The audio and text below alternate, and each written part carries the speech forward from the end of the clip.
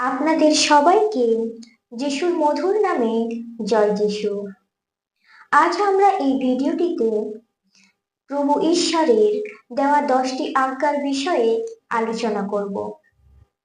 তার আগে আপনারা যদি আমার চ্যানেলে নতুন হয়ে থাকেন তাহলে চ্যানেলটি সাবস্ক্রাইব করে সঙ্গে থাকুন, যাতে এই ধরনের ভিডিও আপলোড করার সাথে সাথে আপনাদের কাছে পৌঁছে যায়। যাত্রা পুস্তক 20 অধ্যায়ের 2 থেকে 17 পদে আমরা এই আজ্ঞার বিষয়গুলি দেখতে পাই। আমি প্রভু তোমাদের ঈশ্বর, আমি তোমাদের মিশরের দাসত্ব থেকে মুক্ত করেছি, তাই তোমরা এই নির্দেশগুলি মানবে। আমাকে ছাড়া তোমরা আর কোনো দেবতাকে উপাসনা করবে না।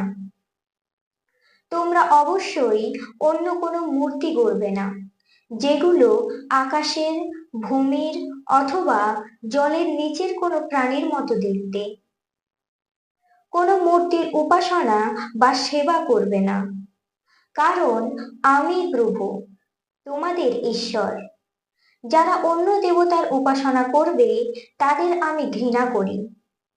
আমার বিরুদ্ধে যারা পাপ করবে তারা আমার শত্রুতে পরিণত হবে এবং আমি তাদের শাস্তি দেব। আমি তাদের সন্তান সন্ততি এবং পরবর্তী প্রজন্মকেও শাস্তি দেব।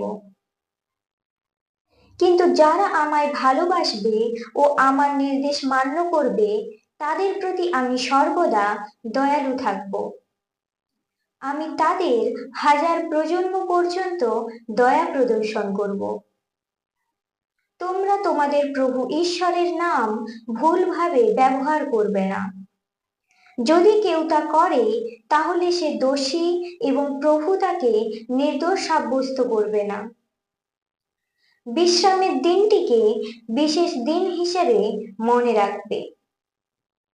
সপ্তাহে 6 দিন কাজ করো, কিন্তু সপ্তম দিনটি হবে অবসরের। প্রভু তোমাদের ঈশ্বরের প্রতি সম্মান প্রদর্শনের দিন। সুতরাং সেই দিনে কেউ কাজ করবে না, তুমি নয়, অথবা তোমার ছেলেরা এবং মেয়েরা, অথবা তোমার স্ত্রী, অথবা তোমাদের ক্রীতদাস দাসীরা, কেউ নয়। এমনকি তোমাদের গৃহপালিত পশু এবং তোমাদের শহরে বাস করা বিদেশিরাও বিশ্রামের দিনে কোনো কাজ করবে না। কারণ প্রভু সপ্তাহে 6 দিন কাজ করে এই আকাশ, পৃথিবী, সমুদ্র এবং এর মধ্যস্থিত সবকিছু বানিয়েছেন এবং সপ্তম দিনে তিনি বিশ্রাম নিয়েছেন। এইভাবে বিশ্রামের দিনটি প্রভুর আশীর্বাদ ধন্য ছুটির দিন। প্রভু এই দিনটিকে বিশেষ দিন হিসেবে সৃষ্টি করেছেন।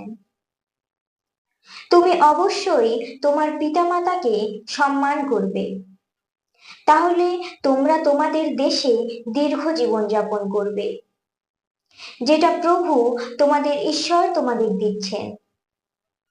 কাউকে হত্যা করো না, ব্যভিচার করো না, চুরি করো না, অন্যদের সম্বন্ধে মিথ্যে বলো না,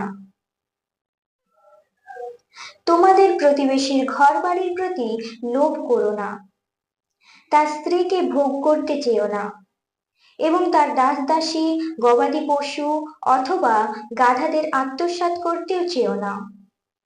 অন্যদের কোনো কিছুর প্রতি লোভ করো না। বন্ধুরা, এই ছিল প্রভু ঈশ্বরের দেওয়া 10টি আজ্ঞা, যা আমাদের পালন করা উচিত এবং তা সমস্ত বিষয়ে মনে রাখা উচিত।